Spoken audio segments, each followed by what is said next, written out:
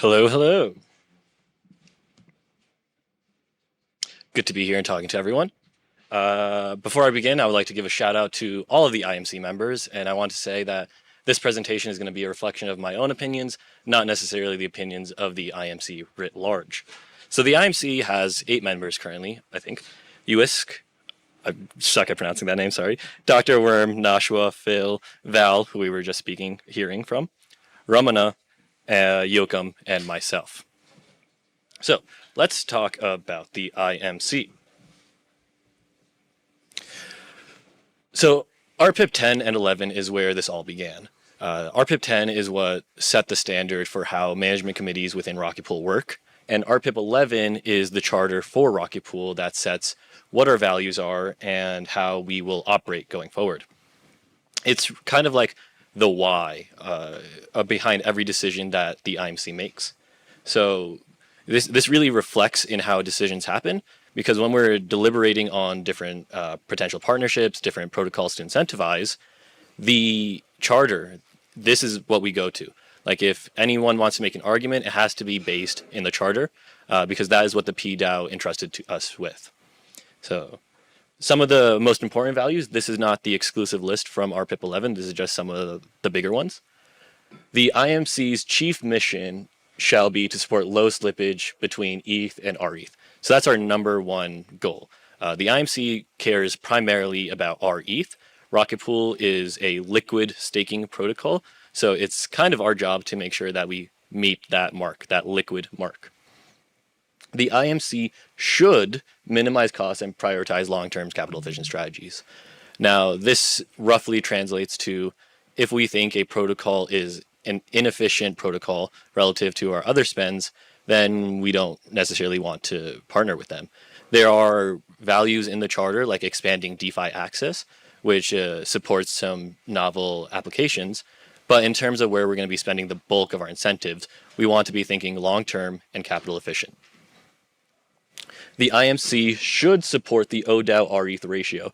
This is an interesting one because some protocols will just try to make their token as liquid as possible. We have a different approach. We care about the Oracle ratio that the Rocket Pool contracts report, what the actual value backing the token is, and that's where we want our liquidity to be. Sometimes the various tokens can fall under peg, like when Lido, Steth depegged 10% in 2021, they ended up adding a ton of liquidity under peg. And this is something that the IMC might not do based on this value point. And lastly, on the topic of our values, the IMC should not add incentives that would only serve to boost demand with marginal benefit from that liquidity. Val actually touched on this just in the Q&A session, in that the IMC charter is fairly narrow, and there are things like lending incentives, referral incentives, that don't really provide value to the protocol, but they might drive demand. So these things are outside the remit of the IMC. If that's something that the protocol wants to pursue, like let's say we have mega pools and we're struggling to get millions of ETH inflow, then the PDAO can step in and do referral incentives or push for lending incentives. However, the IMC would not. So now let's talk about the history of where the IMC has spent its inflation, because we have had a good amount of inflation, and this is a tricky topic. Where do we spend? The majority of the debate has centered around these ideas of, do we own VE tokens? So this would be VE curve or vote locked convex or a BAO, those tokens, or do we take the approach of spending on secondary markets to pay these holders and have them vote for us?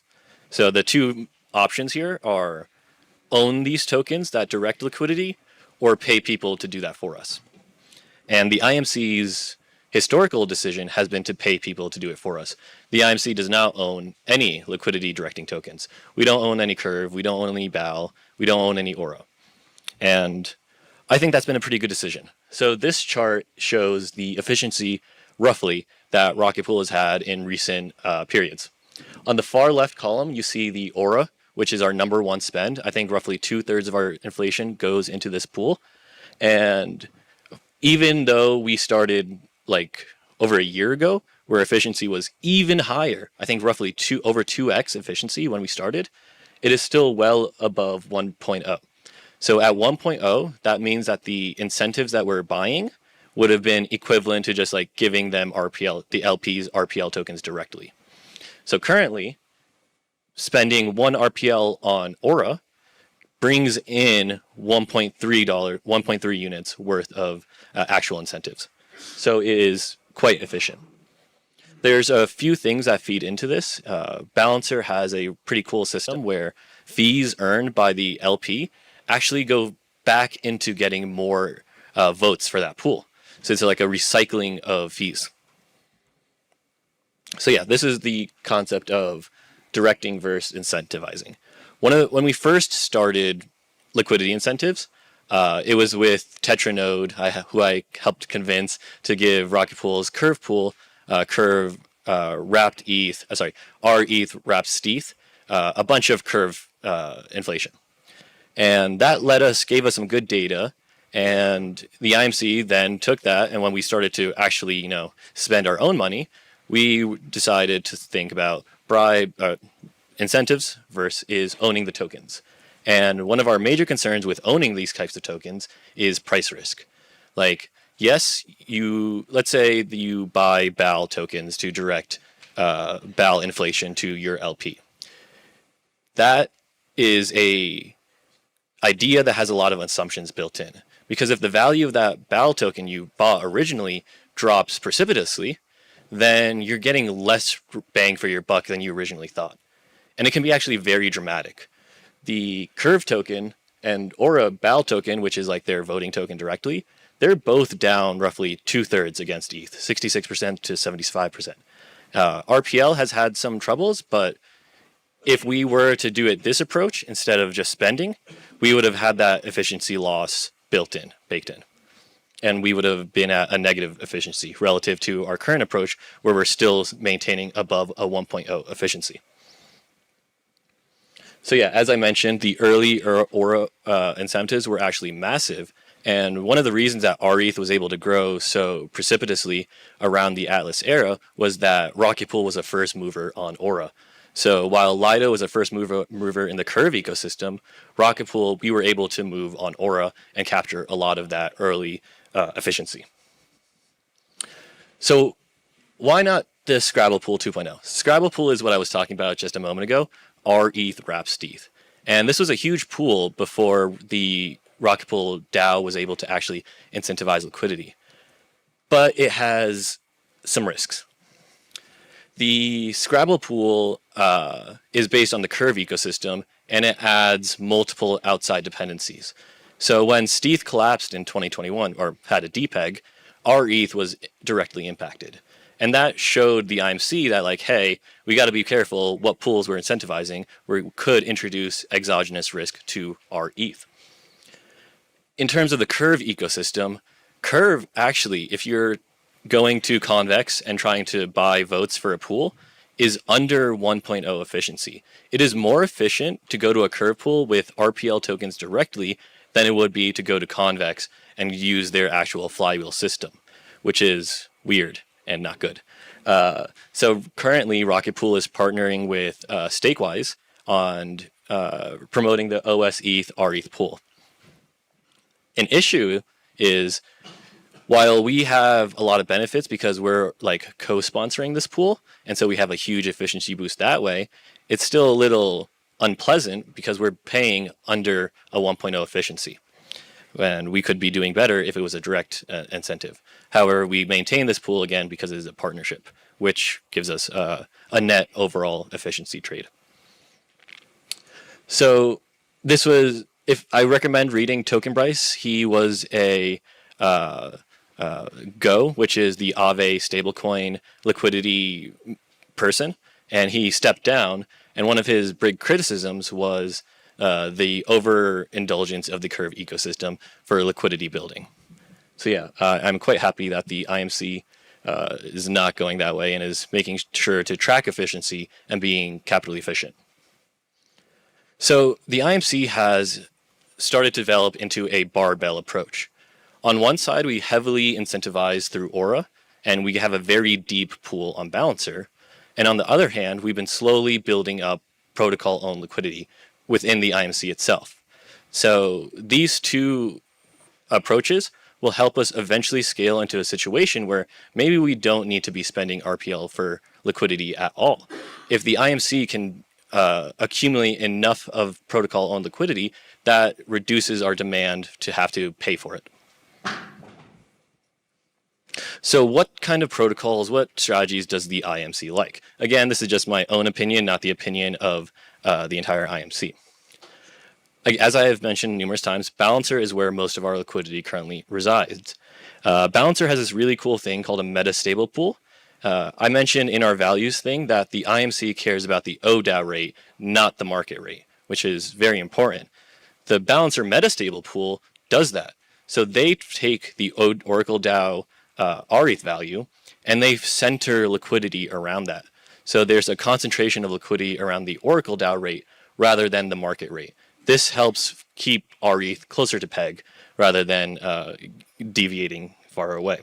And also, as I mentioned before, fees earned by that pool get reinvested into incentives to deepen liquidity. Another protocol that we partner with currently is GammaSwap. So GammaSwap is a very simple manager for Uniswap v3. Uniswap v3 is highly concentrated liquidity. It's kind of like leveraged liquidity, but there's no thing of liquidation. It's just that you can become fully in one asset or the other asset if you move out of range. So it's a complex system, but Gamma helps us by selecting and automatically moving those Uniswap v3 ranges. Uniswap v3 is arguably, arguably the most efficient AMM currently on Ethereum due to its highly concentrated nature.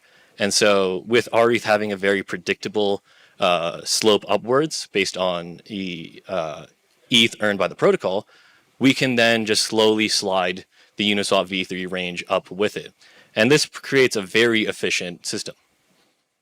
So Gamma has been one approach that we've used. There's also this newer technology called Merkle. Merkle really got big with the Arbitrum incentive campaign because they were using Merkle on Arbitrum's Uniswap. So the ARB tokens were being spent by Gauntlet, which is like a risk manager people, on Uniswap through Merkle. And so if you were a Uniswap LP, for rETH ETH on Arbitrum, you could go to Merkle and just claim RPL rewards. And what's cool about Merkle is you can incentivize only active liquidity. We are currently also doing an RPL ETH Merkle campaign on mainnet to help bolster RPL liquidity because it kind of sucks right now. So shout out to Marceau, who's currently providing a large amount of ETH liquidity on the downside. For his service, quote unquote, the IMC is paying him or other active LPs RPL through Merkle for being on Uniswap. So another protocol that we talked and debated heavily on the IMC is Maverick protocol. Maverick has a reputation for trying to be a novel AMM, super low fees, super high efficiency. One of the important things that Maverick is lacking is open source code. In terms of safety for users, we don't think that we should be incentivizing users to operate in protocols where we don't know the risks. So even if Maverick lived up to its hype, the IMC is very reticent in incentivizing something that's closed source. So I want to give a shout out to rpldefi.com. rpldefi.com, it's a Google sheet that's maintained by the community through a GMC grant, and it keeps track of all the DeFi opportunities that are available for rETH. It's a very useful place. And lastly, the IMC really likes partnership, co-sponsoring of pools, because it's just like double the efficiency off bat. Our biggest partnerships right now are with Balancer through this kind of like nice reinvestment, and they like help us organize our incentives. PancakeSwap if you are in the rETH pool on PancakeSwap, you are getting a really nice APR in cake terms. You can also then use like auto compounders, so you just have pure ETH exposure. But PancakeSwap has been giving us like really high guaranteed efficiency on our pools, so that's really nice. Lastly, we like to do grants wherever we can. Optimism and Arbitrum both gave us grants of ARB tokens that we've used that we've spent to boost liquidity on those networks. So yeah, let's talk a little bit more about Maverick and how AMMs have played out. So you can see that in June of 2023, Maverick protocol was actually a major force on the network. It was Maverick's call to fame is allowing you to set your fee on the pool all the way down to 0.01%, which drives a lot of arbitrage activity. However, as you can see, as the space has matured, the dominant protocols right now are Uniswap and Balancer. The primary beneficiaries of the IMC are Uniswap and Balancer. So I think this is a nice validation that the IMC is currently spending on the AMMs that are doing the best in the network. So yes, Maverick protocol, and this is not just limited to Maverick. There's a variety of pools that have this idea that if you have a very low fee, you're going to get a lot of volume, and that drives fees to the LPs. And this is a flawed assumption. A lot of the volume that ends up coming to these pools is purely MEV arbitrage. When the fee is down to 0.01%, that leaves the arbitrageurs a lot of room to extract value. Now their base fee, quote unquote, the minimum they have to earn is lower. When you have a high fee pool, the arbitrageurs have a higher baseline expense, so it's harder for them to arbitrage. And usually arbitrage is leaking value. So Jared from Subway is the largest MEVor on the network, and he or they extract millions and millions of dollars from LPs constantly. And we don't want that bleeding of value to happen on pools we incentivize. So this ties into the topic of toxic flow, impermanent loss, or LVR, loss versus rebalance. They all roughly translate to the same thing. It's this idea that deviations from the price can result in toxic flow when the fee is low and you have asymmetrical knowledge. So the IMC wants to minimize the amount of MEV that happens while maximizing the sustainability of our LPs. And a cool, novel, like cutting-edge research type thing is CowSwap's new AMM that is MEV protecting. This is not so important for rETH, but this is more important for RPL ETH, where there's a lot of volatility and the majority of volume happens off-chain. So LPs on Ethereum mainnet for RPL ETH end up leaking a ton of value off-chain to people who are arbitraging on Binance, because that's where price discovery happens. So hopefully with the Cow AMM model, we can protect that and build even better liquidity. So where should we expand? This is a screenshot of a poll that we did on the forums, wondering what L2s we should expand to. The clear winner, of course, is Arbitrum 1, and that is where rETH liquidity is deepest. There's a ton of rETH liquidity on Arbitrum, and there's also a ton of places where you can use your rETH on Arbitrum. I think Notional Finance right now is offering like 10% APR on your rETH, which is awesome. I have my rETH there. Do your own research. I am not a financial advisor. OP Mainnet, ZK Sync Era, Base, Scroll, Starknet. These are like the leading sites that we're considering for incentivization. But if you people out there have a vested interest and say like, no, we really got to make rETH liquid on X protocol or X rollup, come talk to the IMC and make the case. Now, this is a sort of philosophical question. How much liquidity is enough liquidity for the rETH token?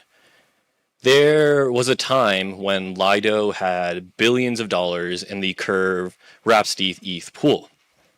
Because of that extremely deep liquidity, they were also able to create an absurd amount of leverage, which then famously was unwound, causing the depeg.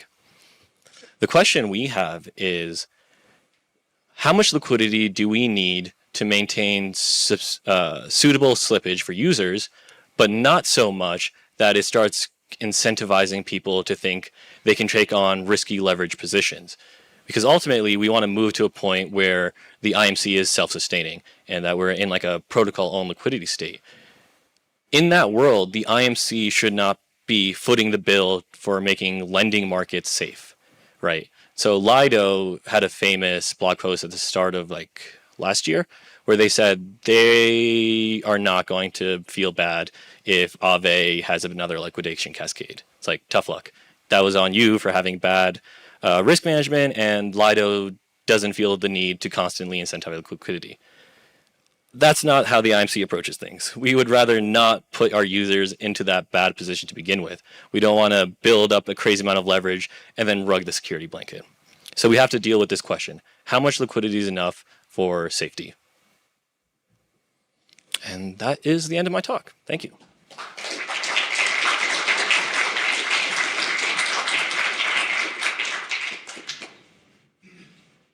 Since I'm the MC, I get to ask the first question. Okay, linking to Val's previous talk, and we were talking about how we're going to probably have an empty deposit pool.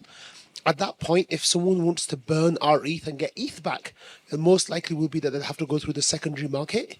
How will that work? Can you explain that situation a little bit? Because right now, if you want to burn your rETH, there's 18,000 deposit pool that you burn into, you get your ETH back right away. How would it work in that world? So it's important to remember there's actually two pools that rETH can be burned from. There's the deposit pool, but then there's also a reserved pool of ETH, 1% of the total rETH supply, that can only be used for rETH burns. So right now there's a guaranteed backstop, even if the deposit pool was full, of 5,000 ETH, roughly at current prices $15 million worth. With that said, with NodeSet being live, we probably enter a world where the deposit pool is constantly empty, which is great for UX, for wallets like Langer's mentioned, but it could mean that we need a bit more incentive or a bit more liquidity around our Oracle price to make up for that lack of liquidity in the deposit pool. Saying that, it's actually still net beneficial because having ETH in the deposit pool hurts the rETH APR. So if the deposit pool is empty, our rETH APR is better, and it should be cheaper to incentivize that liquidity anyway.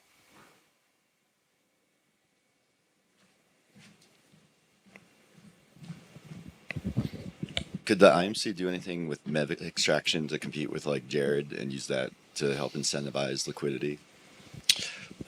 Probably not. I mean, it's like almost outside of scope. Like Jared from Subway is like a market maker. They run a builder and searcher. So they're super sophisticated, running highly technical computation to find opportunities to extract value.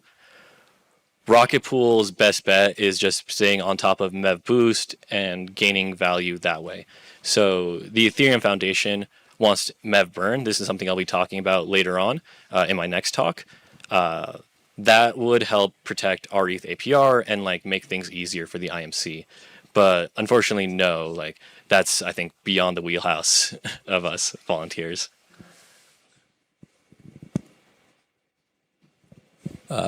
Hey, thanks for the talk, Jasper. So let's say you have like X ETH, X amount of ETH doing nothing. How do you think about the risk-adjusted yield when comparing using that ETH to spin up mini pools versus swapping it for rETH and doing DeFi things such as like putting it on Arbitrum and earning yield and whatever else you can do with it? Yeah, so this is a difficult question and comes down to people's own independent risk tolerances. So running a node is definitely the highest risk-adjusted APR if you're in a tax-favorable environment, in my opinion. You have the higher base APR. The relative risk of slashing if you're a performant user is very low.